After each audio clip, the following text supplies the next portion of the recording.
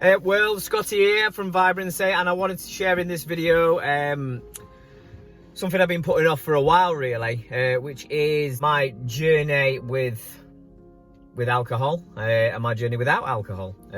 So the journey without alcohol is where I am now. So as I talk to you now, I'm 2 years and 2 months or 2.5 months sober. So I've not touched a drink since 10th of September 2017. And I wanted to really share kind of what brought me to that journey. I'll give you a little bit of a backstory. So initially, I've had issues around alcohol for a while, and I started to realise I needed to do something about it first, which was 2010. That coincided with me finding my fitness journey and my health journey and my nutrition journey. So I won't go into that. I'm going into that on a podcast, actually, because I'm going to be starting a podcast. So I think the first episode, I'm just going to share who I am, backstory, all of that lot as well. So I'll put all that in there. To cut a long story short on that front, I kind of got on top of my drinking a little bit. I were having extended periods without it. But over a number of years, that started to creep back up to 2015, when it kind of got really bad again. And I don't know if some of you will recall, if I've been friends with you a while, I knew I needed to do something about my drinking. I was sat on the sofa one night with my wife, pissed up as usual with some wine, and I set up a Just Giving page. And I set myself the challenge of doing a 365-day dry challenge. This was back in 2015. I basically put this Just Giving page up there. Seemed like a really good idea. I knew I needed to do something about it, so I kind of positively used the negative experience of alcohol to force me into doing it. As soon as I got that first £10 sponsorship, I was in. Then basically that was it. So, and then I set up a Facebook page called 365 Dry, which is still up on Facebook if you ever want to look at the journey on there. And that was it. I did it as a sponsorship thing because I knew that'd keep me in line. So the charity I chose was Bluebell Children's Wood Hospice. Obviously, I was never going to let down a place that assists dying kids. So I knew that'd hold me to the 365-day challenge. To fast forward slightly, it was ups and downs, bumps and turns. I never had a drink during that period, although there was some very, very hairy moments, some dark times, and day 366, I had a drink. So, because in my head, I didn't know if this year-long abstinence had then reset the system and I was able to moderate them. Turns out I can't. So 6 months later, no, longer than that. So I can't remember now. So, but basically, I tried to drink. The first couple of weeks ended up being all right. I managed to moderate, and I was leaving like a half a bottle of wine. I'm like, shit, this is new. But then it got to the point where I was finishing that bottle. Then it got to the point where I was finishing that bottle and going and fetching another bottle. I live in Morrison's car park, more or less, so it's far too close it's just too convenient. So. Got to the point where I was drinking far too much, and realised that this shit couldn't continue.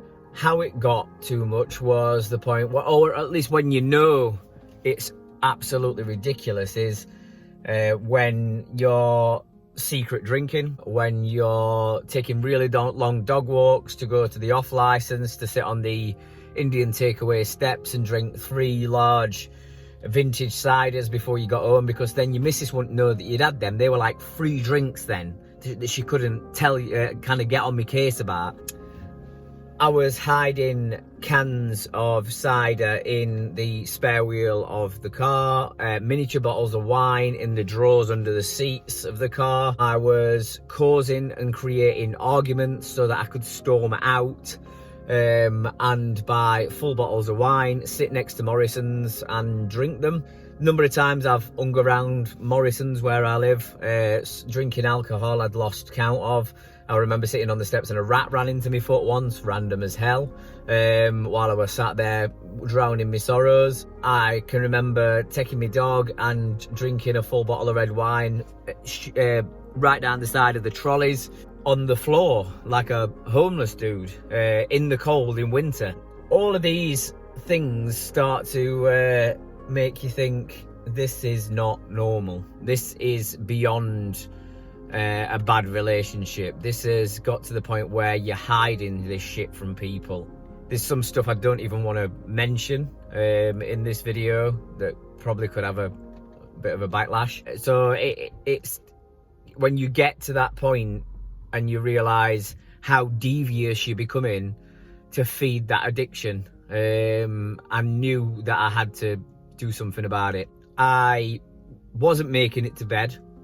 I was making it to bed, but I wasn't making it to bed at the normal time with my wife, as any kind of relationship would. You know, you kind of sit up at night, you might have a chat, you might watch TV, and then you head to bed together. Well, that wasn't how it worked. I would be comatose on the settee every single night. So if you're watching this in America, a settee is a sofa, in Sheffield anyway, and it'd be whenever I woke up for a piss. So probably about half past 2, 3 o'clock in the morning, I'd wake up for a pee, and then I'd climb into bed. Constantly feeling shit, drinking to stop the fuzzy feeling of the next day, to bring me back round again.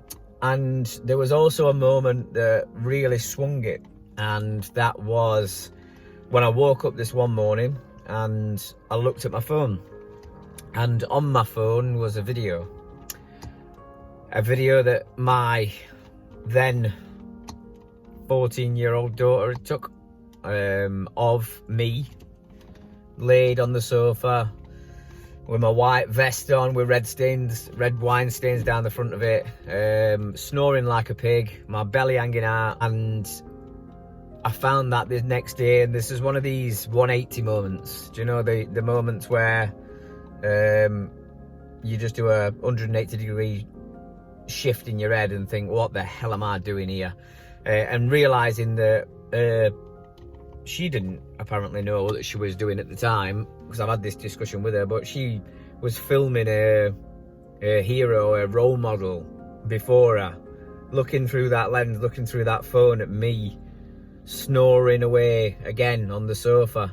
I can remember falling asleep reading stories, pissed up, and that moment where she'd filmed me, it was one of the major turning points, and I've shared that with her and thanked her for that, because I probably wouldn't be where I am today without her actually filming that moment. I wrote a poem about this, that experience, and how I was feeling at the time as a form of therapy, which I'll share in a different video. In fact, I've got it with me, so I'll film it straight after this. Yeah, I knew I needed to do something about it. I knew that I'd given up before on my own for 365 days, and I thought, right, I know I've got to do something about it. In the back of my mind, I'd heard of this thing called 1 Year No Beer, and I approached them.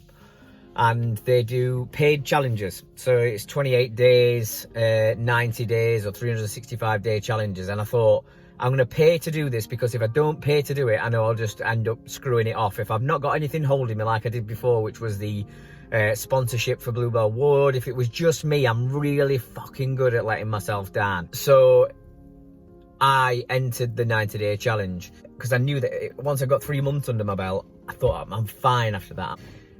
I'm not sure any really need to delve into much more about that, but all I wanted to say is thank you to Andy Ramage and Rory Fairburns for setting up on 1 Year No Beer, and the support in that community. Basically, once you get into it and you paid for it, there's daily coaching emails that come through to you. You get entered into a private Facebook page amongst like-minded people. You don't feel like the only one who was going through this, and it became a global support group, and I'm still friends with the people now all over the world. So some people will be watching this, some people have done this journey with me, and it's been an absolute awakening. So the support in the group was fantastic. No matter what time of day you were, there was somebody in some time zone to support you at that point. So I'm posting in there. I've posted when I were on the wine aisle. It's been such a bumpy journey, but the reason I'm filming this video, I'm banging on for far too long by the looks of it, is to say, if you can see yourself any correlations with what I've just talked about there, God, it's making me emotional. If you can think, God, that sounds like me, then maybe that you need to address the drinking. Maybe you need to have a break from the drinking. Maybe you need to be honest with yourself and quit the excuses and look around. I actually don't know how my wife has ended up staying with me during that period, and the kids didn't notice too much, I don't think, because I managed to hide it really well. So I'd be a good dad all day, and obviously I was like a grey area drinker, as I called it, because I was fine, I was functioning kind of during the day, holding my job down. I was still a personal trainer, training people at the gym, living a lie basically.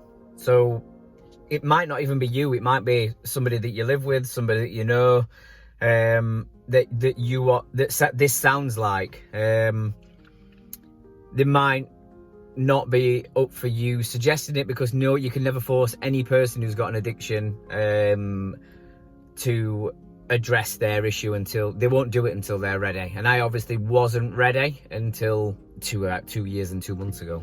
So what I would say is, if it is somebody else, please send them my way.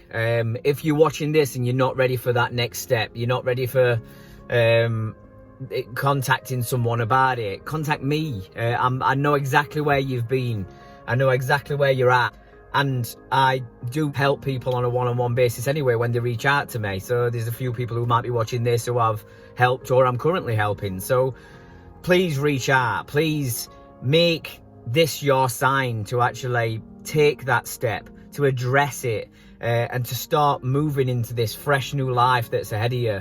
I can tell you that you'll never look back. Some people may need an extra level of support. I know that before I went down the 1 year no beer route, I was about to go to the Alcoholics Anonymous meeting up at Hackenthorpe Church. Yeah, it got to the point where I just thought, I'm not sure that seemed too much. So I went down the 1 year no beer route. So basically, by me filming this video, I'm hoping that I can reach out and make you feel like it's okay to not be okay, to reach out and make you feel like you're not the only one going through this, because at times you will feel like you're the only one going through this. The chances are you're not talking around the dinner table with people about this. The chances are you're keeping this shit to yourself. The chances are you're hiding alcohol. The chances are you're secret drinking. And I know exactly what that's like, and I can help you if you're willing to help yourself. So I just wanted to put that out there. If this helps one person, if this reaches out to one person, then my pain can be your progression. So please do something about it. Alcohol is the #1 killer out there, and it's so hard to get off in a way at times because it's so fucking readily available. We live in the UK, for God's sake. Your baby's born and you get pissed. Somebody dies and you have a wake and everybody gets pissed, and every single celebration in between is an excuse to drink. There's advertisements coming at you from every single direction. Bloody Halloween, everything. There's beer offers on and everything. So it's such a hard thing to get away from. But I can tell you now, once you're at the other side of it, you'll never look back. It is one of the most rewarding things that I've ever done, and my life has unfolded before me. I've got a freshness, I've got a clarity, I've got a vibrancy for life that I've never experienced, and it's only getting better each day as we go further forward. It's unfolding before me, and I want you to experience that. I want you to break out of this jail that you're in around the alcohol, and I want you to feel this freedom that's at the other side of the pain and the suffering. So please do something. Please watch this and do something about it. Reach out if you need to. Reach out to me if you need to. I'm here to help. And know that you're not the only one going through this. So that's all I've got to say, really. Thank you for listening. I know I've banged on for way longer than I wanted to, but there's a lot to fit in. In fact, there's far more to fit in than I actually fitted in there. So the first episode of the podcast that I put out will be me sharing the story in a little bit more depth, because it's more of a podcast format. I can bang on for a bit longer. So thank you for watching. Thank you for being part of my journey, and hopefully you'll continue to be part of the journey. I'm trying to put my efforts into vibrancy. The grand vision is to bring more vibrancy to people's lives through the information or inspiration that I can give. That'll come in the form of podcasts, that'll come in the form of my blog, and hopefully regular videos. So yeah, I'm going to put that shit out there. Because if it can help one person, whatever information I'm giving out there, if that can hit one person and have some kind of impact on your life, then that's what I'm doing it for. I'm doing it for the one. I don't know who the one is, but I'm doing it for the one. So I'm going to put my shit out there and hope it lands with someone. So I hope you enjoyed this video. If you did, hit like, subscribe, comment underneath, and I look forward to filming more videos for you. Take care then, guys. Bye.